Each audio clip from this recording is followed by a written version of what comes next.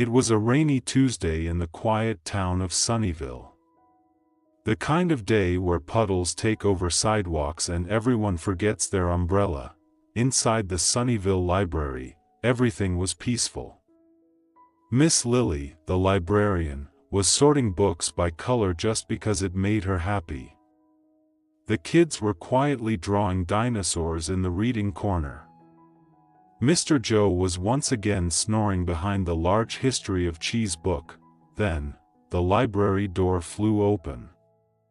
Wind rushed in, followed by something small, fluffy, and very, very wet, a puppy, golden brown, ears too big for his head, and eyes so sweet they could melt an ice cube. He shook himself dry right in the middle of the carpet, splat, and looked around like he owned the place. "Excuse me," Miss Lily said with a smile, "are you here to return a book?" The puppy gave a tiny bark. Then he walked over to the story rug, did 3 perfect circles, and flopped down with a plop. The kids gasped. One of them whispered, "Can he stay forever?" Miss Lily looked around. No collar. No owner. Just one very confident puppy sitting like he'd been hired as the new manager. They decided to name him Max. From that day on, Max became the heart of the library. He had very important jobs, sitting next to kids while they read, sometimes snoring louder than Mr. Joe, helping choose books, mostly by sneezing on them, greeting people at the door with a wag so strong it knocked over umbrellas. And every Friday became Max's pick day. He'd trot down the aisle, sniff carefully, and nudge one book off the shelf with his nose. That was the book of the week. One week, it was The Great Banana Heist. Another time, it was How to Be a Superhero, Even If You're Small and Fuzzy. Sometimes, Max would wear tiny costumes for story time.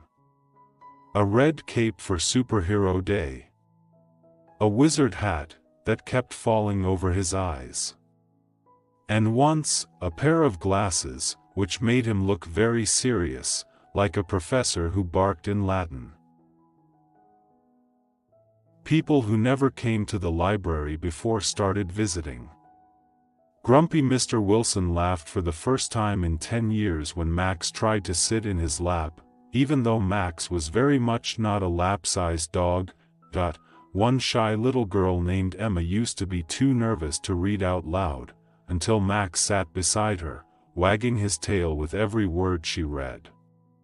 Now she reads 2 books a day and even brings Max treats shaped like tiny books. Miss Lily says Max is the best employee she's ever had, even though he once ate half of the rules of the library sign. But it's okay, she said, he only ate the no snacks part. And so, in the middle of rainy days, quiet mornings, and chapters full of dragons and donuts, Max made the Sunnyvale library the warmest, happiest place in town, because sometimes, all you need to make the world a little brighter is a good book, and a dog with floppy ears.